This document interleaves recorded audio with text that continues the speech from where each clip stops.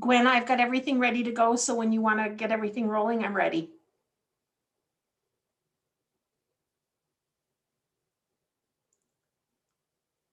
There now, unmute myself. If you could post the other page that shows how to join the meeting with, That's the one you're thinking? There yep. we go. Lovely, thank you. No problem.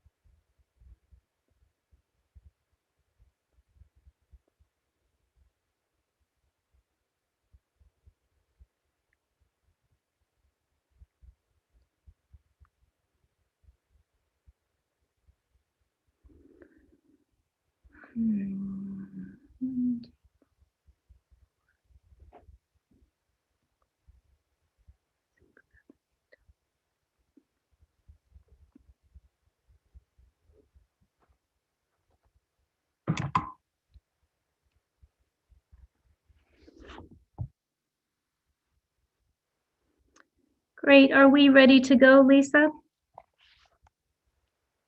Yes, we sure are. Wonderful. Thank you. I'm going to call Administration and Finance to order. It's April 7th, 2021. This is a virtual meeting since we are still in the pandemic. So we have contact information up on the both on our website and on the slide that's currently up in front of you. And if you have a phone and need to call in, you can call number 253-215-8782. You can hit *9 to raise and lower your hand and *6 to mute and unmute you. And you can email us and also leave a voicemail. Great. Given that, will you please do a roll call, Lisa? I sure will.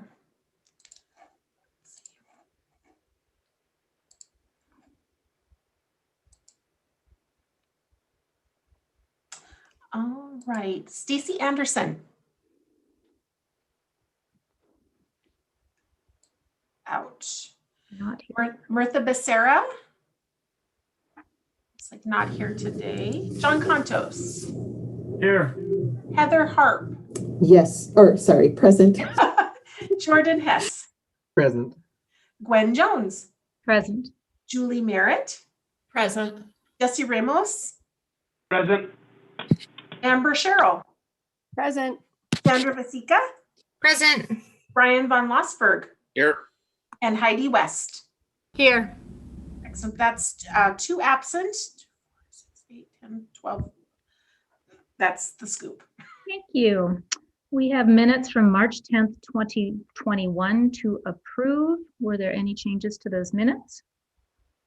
Seeing none, those will stand approved, and I will call for public comment on items not on the agenda. And looks like we have no one attending from the public at this point in time. So moving forward, we have 2 items of business. The first is a reappointment to the Business Improvement District Board, so the BID board, Dan Cedarberg. And I know that Mr. Cedarberg has not only served on this board for a period of time, but he is very helpful with all sorts of Missoula boards and commissions and is a great community effort there. So I am looking for questions or comments or a motion. Mr. Reynolds. Thank you very much, Madam Chair. Just wanted to make the recommended motion. I've gotten to know Dan over the last few years, and great guy, and I think he's going to serve this role well as he has in the past. So happy to make that motion. Thank you. That motion is in order. Mr. von Lossberg. Thanks. Jesse beat me to the punch. I've worked with Dan quite a bit during my time on council, particularly with downtown master planning efforts, among other things. Great community representative, and happy to support. Great. Thank you. That motion is in order. I see no other questions, so I will call for public comment, but we have no one from the public attending. So we will take a roll call vote on that item, please.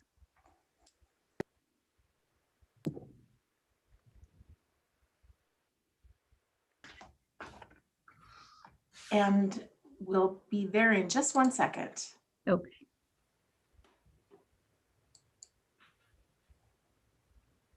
This was a quick one. Yes, it was. All right, Stacy Anderson. Yes. John Contos. Yes. Heather Harp. Yes. Jordan Hess. Yes. Gwen Jones. Yes. Julie Merritt, Yes. Jesse Ramos, Yes. Amber Sherrill, Yes. Sandra Vasika, Yes. Brian Von Lossberg, Yes. and Heidi West. Yes. And that's unanimous. Thank you. And that can go on the consent agenda and let the record reflect that Ms. Anderson is here. And the second and last item that we have is 3.2, approval of the bond resolution for AC Hotel TIF reimbursement. I believe Ellen Buchanan is here to present on this matter. Hello, Ellen. Good afternoon. Yeah, so this is the culmination of a couple of years' journey on yet another downtown hotel that had a grand opening last week. And if you haven't been there and seen the lobby area and what Homebase has done there, I would strongly recommend you go take a look at it. It's pretty wonderful. It's a very, very different concept in terms of a downtown Missoula hotel, uh, and extremely well done. So I think a good investment of TIF dollars. As you can see from the referral, this is the third time this has been in front of City Council. The first time it came in front of you was to approve a resolution of intention, which stated our intention to declare this an urban renewal project, to approve funding for public improvements and deconstruction associated with the funding, and to issue bonds, or the development of the hotel, and to issue bonds to pay for that. Second time it was in front of you was to approve the reimbursement agreement or development agreement between the developers and the city and the MRA. And then this is the third time to actually adopt the bond resolution. Stockman Bank is the purchaser of the bonds. Anytime we do a project like this that's a public-private partnership, we require the private partner to bring us a purchaser of the bonds. Stockman Bank financed the construction of this hotel, and I believe are doing the permanent financing on it. So it was certainly in their best interest to buy the TIF revenue bonds. Like the other bond issues in the Front Street District, other than our commitment to help pay for Park Place, this is a subordinate lien note. So it is subordinate to that senior bond on the parking structure. The amount of the bond issue is $1,886,105. The use of the funds were for, the bulk of it was remediation and deconstruction. And I don't know if you'll recall, but Dick Anderson Construction was the contractor on this project. And they were able to give us a deconstruction plan that basically reused everything, reused or recycled everything in that old Firestone building and on that site, with the exception of 1 or 2 or maybe 5% of the materials. It was probably the most complete and thorough deconstruction project that MRA or the city have been involved in. They actually took the concrete from the Firestone building, crushed it, extracted the metal, used that as structural fill because everything underneath that building was a subterranean parking area. And everything in the building was able to be repurposed, reused on site, or recycled in some fashion with very few exceptions. So one of our bigger success stories in terms of keeping things out of the landfill and being sustainable. That was 1.262, almost $1.263 million of the bond issue. Utility relocations was the second largest expenditure, and that's something we face particularly downtown anytime we have a multi-story building going up because of current codes, which require separation from particularly electrical lines. And all of our alleys are, as you might have noticed walking around downtown, have a lot of overhead electrical lines. And when you go above 1 or 2 stories, you can't get the clearances that are required by code. So we are slowly but surely, as we see downtown redevelop in a more dense and urban fashion, we are slowly but surely seeing all those lines being put underground in the alleys, which is certainly an aesthetic improvement, functional improvement, and allows us to build up. And then the last is the right-of-way improvements, the new sidewalks, the paving of the alley, the curb extensions at the corner of Main and Patty Street. So as soon as Mountain Line does their bus stop in front of the CenturyLink building, we will have a complete intersection with curb extensions on all four corners.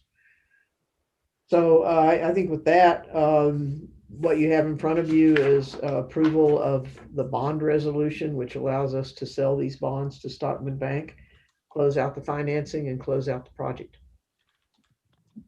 Great, thank you, Ellen. And I will never for the life of me understand how they managed to do all of that work on site with the deconstruction and filling that basically that huge hole with the old radio building next to it not falling down, but they did that somehow. So I think there was a fair amount of shoring up that had to be done. It Yeah. was not easy, yeah, it was not easy. And they had some experience with that, with preserving the pharmacy building at the Merc. Yep, great. Okay, thank you. I've got some questions here. So Ms. Cheryl. I'm with you, Gwen. I don't understand how they get it to stop it from falling down when they dig down below. But Ellen, I just have a couple questions. You were saying that the deconstruction piece is 1.2, and then the remaining, so 600,000 is the utility relocation and the right-of-way improvement. Am I getting that correct?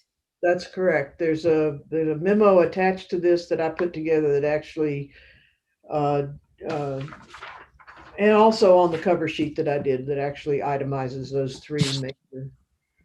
And frankly, the costs that they incurred exceeded these numbers, but this was what they asked for. This was what was approved, and this is as much as they get reimbursed for. Great. May I have a follow-up, Gwen? Go ahead. Thanks. I'm curious. I wanted to point that piece out because I think the deconstruction, the fact that the deconstruction is such a big piece of it is important. Is there? I'm more curious than how this relates to the bond issue, but is there a reason that on this project in particular they were able to save, reuse, recycle such a high percentage of the materials? Is that something specific to? I just want to know a little more about that. I think part of it is the nature of the site that they were dealing with. You don't often have a downtown site unless it has a pretty good sized basement, but that requires that amount of structural fill. And you don't often have a building that is solid concrete, which this one was. If it had been a brick building, I think trying to salvage all the brick might have been a greater challenge, particularly if it was brick that was manufactured here that wasn't fired, and like on the Merc, and didn't have the integrity that brick should have. So basically what was in this building was metal and concrete. And those are two things that are not cheap to salvage, but really have no reason to have to go to the landfill. And so with the ability to use TIF funding to offset that additional cost and the additional time that it takes to do that, we're able to mandate that you deconstruct and reuse. Thanks. Thanks. Okay, Ms. Anderson. That's a perfect segue. Thanks so much, Madam Chair, into my question of why is it that we authorize the use of TIF dollars for deconstruction and reuse? One of the fundamental uses of TIF funding under state law, and certainly historically, the way we've used those dollars in Missoula and other communities in Montana, is removal of blight. MRA and I think with consensus from the council that this is the right thing to do, is able to say access to money, TIF funding or reimbursement is not a right. And in order to get it, we can require certain things that are beyond what city codes, for instance, could require. So I think that puts us in the position of being able to say, one of the things that's important to Missoula is sustainability and the longevity of our landfill and reuse of materials. And therefore, if you want to access TIF dollars for removal of blight, i.e. taking the building down, then you need to deconstruct. You can't just run a bulldozer through it and haul it off to the landfill. So I hope that answers your question, but it's removal of blight is the fundamental underpinning of this. That building was empty when I arrived in town in 2004 and only had a smattering of marginal uses for short periods of time in the intervening 15 years. Right. Definitely was blighted. And Mhm. we have added to that and said, and by the way, if you want to remove this blight, you're going to reuse everything that can be reused in the building. May I have a follow-up, Madam Chair? Go ahead. So I appreciate that answer. I mean, I think that it underlies the fact that we also have a zero by waste policy at the city, and this aligns with that. And had there not been the opportunity for TIF reimbursement for the deconstruction and reuse, wouldn't the most cost-effective course of action for the developer would have been to just simply demolish the building and haul it off to the landfill? Is that not correct? That's absolutely correct. I mean, not only does deconstruction add time because it's fussier than it not only does it add cost, I'm sorry, because it's more labor intensive than simple demolition, but it also extends the amount of time that it takes. And for any developer, time is money. Thank you. So we're able to use TIF funds to offset both the additional cost and the additional time. And there are projects where the developer chooses not to use TIF money for demolition or deconstruction because they want to demolish because they're under a time constraint, and that's their prerogative. I have one more question. I realize there's a queue behind me. I'll be very quick. I realize that this has come before us several times, and this is to approve the sale of the bonds. This isn't necessarily a vote on whether or not we agree with TIF or we agree that this is a project worthy of TIF dollars. If we did, as a council, did not pass this resolution you're bringing forward to go forward with the bond sale today, wouldn't there be a legal and financial liability to the city because we would not be holding up a contract that we've entered into? Well, not having kept my non-existent law degree intact, we have a contract with the developer that you approved a couple of years ago that basically says we approve the use of this funding source as reimbursement for these activities. So I believe we would be in violation of our contract, which the council approved. So a no vote would be putting the city in legal jeopardy. So that I wanted to clarify that. Thanks so much. I appreciate the extra time, Madam Chair. Thank you. Ms. Harp. Thanks, Gwen. Not so much question, but just a comment. When it comes down to any type of development, I don't care if it's a commercial, it's a residential program, there's finance stacking that often gets involved with very complicated projects. And having the joy of doing that myself, I've really come to realize that some entities like to be at the very beginning of that stacking process and others come at the end. And in this particular case, even though it was a contract that we had signed, this is a reimbursement that comes at the very end. And as I do the math, which I just want to add, Ellen, not only is that summary, that narrative that you've started to compose been very helpful, but now the additional referral cover sheet with those numbers really helps to give us that pertinent information to make really good decisions and be able to look at each one of these projects side by side.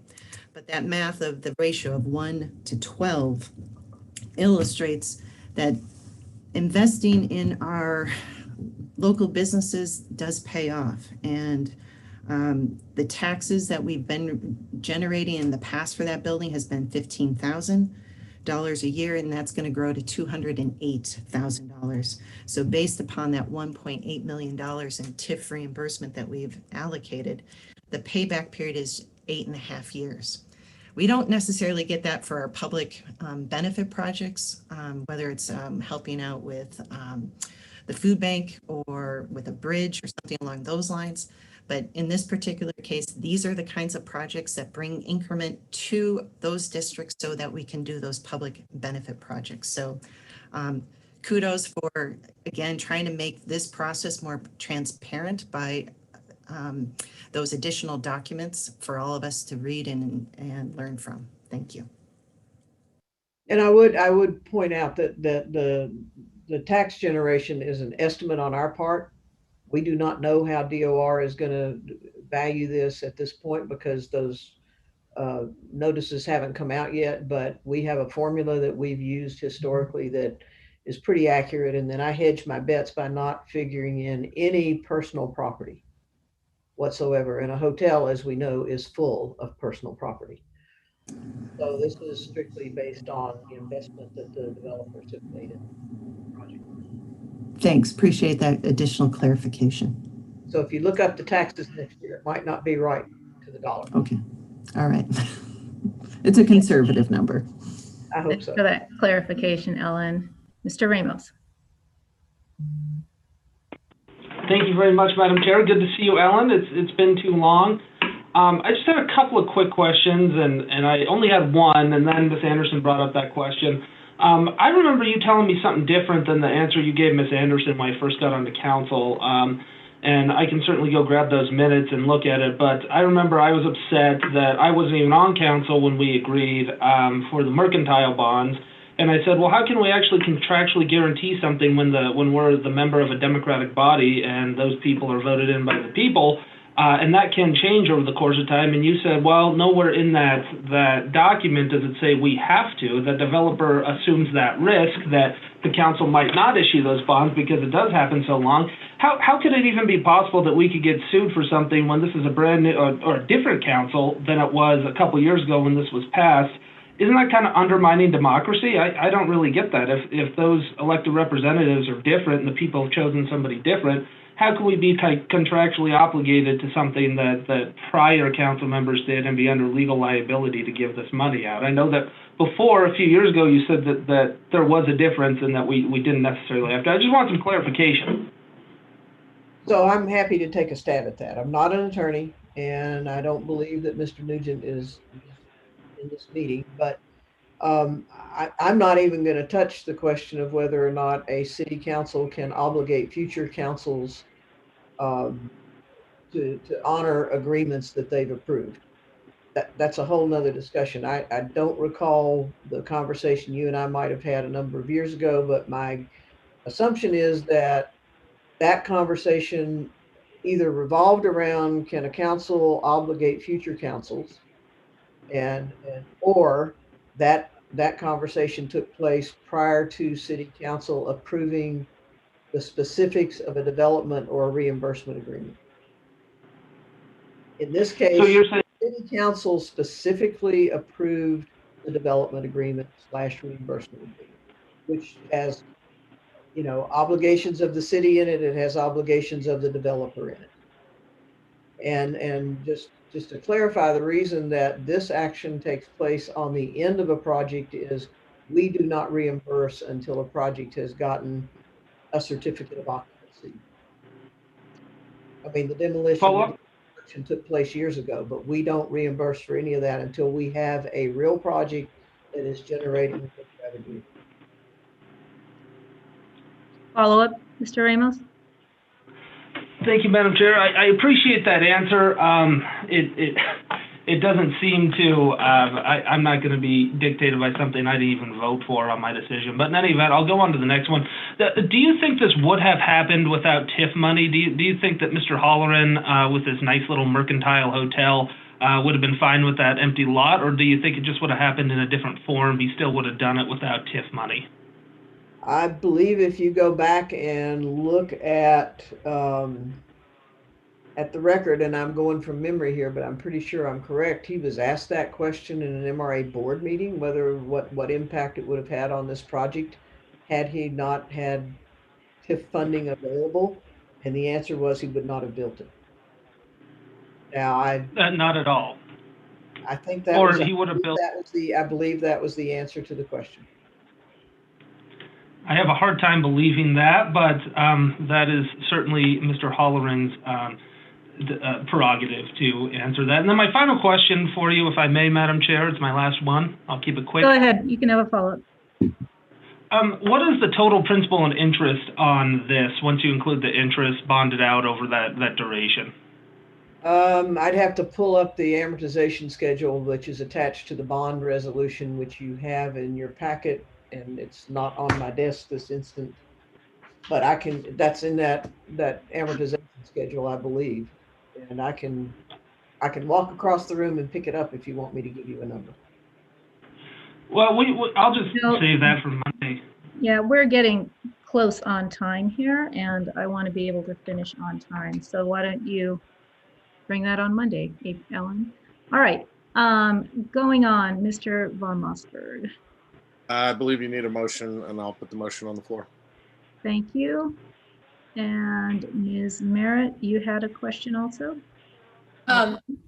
So Ellen, I guess just to reiterate, some of the criteria when we're looking at funding things with TIF dollars is not just the but for question, but that that development happens in the way that we want it to. Would you agree with that?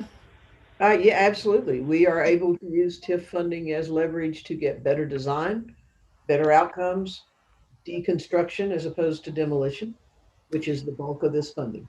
Yeah, so I'm in support of the motion that Brian hopefully put on the table here, because we got out of this development items that are very important to our community. As Ms. Anderson pointed out, the deconstruction of that building saved tons and tons of waste from going into our landfill, which is in keeping with other city stated goals and policies. So thank you very much. All right, Mr. Von Mossberg, did you have another comment or question? Yeah, I didn't comment when I put the motion on the floor, but I just wanted to amplify what Julie just mentioned and some of the other benefits that Ellen walked through. I will respectfully continue to be a bit of a thorn in the way we describe the work that we do here. I really appreciate, I helped draft the cover sheet, and I appreciate you using it, Ellen. It really does highlight the remediation and deconstruction, the right-of-way improvements, and the utility relocations. I still think we're missing the mark on our project description. The project is not the hotel. I would argue the project is those activities that are the public benefit. And I know that you know that, and I know we're working to figure out how to describe that better. I think sometimes that gets misused wittingly and unwittingly with the public, but just want to use the opportunity to highlight that it's those public benefits that you spoke to in the memo and are listed there that are the project with the dollars that we're talking about here. Thank you, and you're absolutely right, and my bad. That's what happens when you cut and paste from a previous cover sheet. But yeah, that is actually a retraining that I need to do and that we need to do as a department, because we're so proud of the projects that we help bring forward that we often forget that you're exactly right. The public, those things that benefit the public are what we're funding. They are the TIF project. Great. Mr. Ramos, you had another comment, and we are just about short on time, so if you could be brief, please. I'll be brief and say the rest on Monday night. I just wanted to state that although I love the city trying to help a struggling small business like the Marriott franchise, I will not be supporting this right now. I did not support the bond agreement, so I feel like I'm under no obligation to vote for this right now. I'm sure it'll pass anyway, so lawsuits will be fine. But in any event, I appreciate it, and can we please put this on the committee reports? And, you know, the format of my screen changed. Lisa, I don't think there are any public participants, but do you see any? No, there aren't. Okay, thank you. I'm not quite sure why the format changed. I'm just going to make a few comments before we vote. So we're going to go a couple of minutes over, but I think we're kind of circling around an issue here, frankly. I think there is some confusion about votes like this, and I wanted to back it up a little bit. I think we need a better understanding of what City Council does. We are a policy setting body. So some of our votes, we are setting policy, and those are very, very important votes. We need to pay attention and do thorough research and weigh in heavily on them. But we set a policy on this back in July of 2019 when we passed the original documentation stating that we were making a commitment for TIF financing to have these public improvements with this project. That's when we set the policy vote, okay? It's just like when we hear the budget in the summertime, that's when we set policy. Then throughout the year, as different things come to us for implementation on the budget, those votes are also important, but they are a different category. In my mind, they are more of a formality. And if something is wrong with the invoice or there is something incorrect, we absolutely should be looking at it. But once we set that policy with our budget in August, we've made a communication and a commitment to this community that that's where we're going to be putting funds. And that's exactly what we did with this back in July of 2019. We made that decision. So the underlying policy has been made. And I think it gets a little squirrely when people continue to make policy votes and they're not truly policy votes. And we need to be very careful of that, because if for whatever reason something goes sideways and we've made a commitment that we will be paying something and then we vote no, I think it impacts our integrity, our credibility. I'm sure if we do it enough, it can impact our credit rating. It can impact our ability as a city to get good, solid, low bids for quality work. There's all sorts of ramifications when we start crossing those lines. So I just wanted to draw that to people's attention. I think having a solid of understanding of boundaries for City Council and what our power is and what our power isn't is important, because it may sound great to just vote against something, but I think we need to be thinking through the long-term ramifications. So I just wanted to, I think it's very counterproductive, frankly, to have set policy and then have people continue to vote against it during implementation. And that's exactly what we're doing today. We're implementing a policy that we set earlier. So with that, we will have a roll call vote.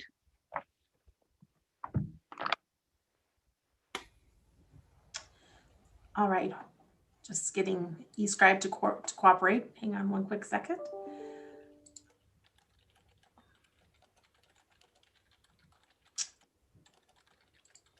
All right, Stacy Anderson, Yes. John Contos, No. Heather Hart, Yes.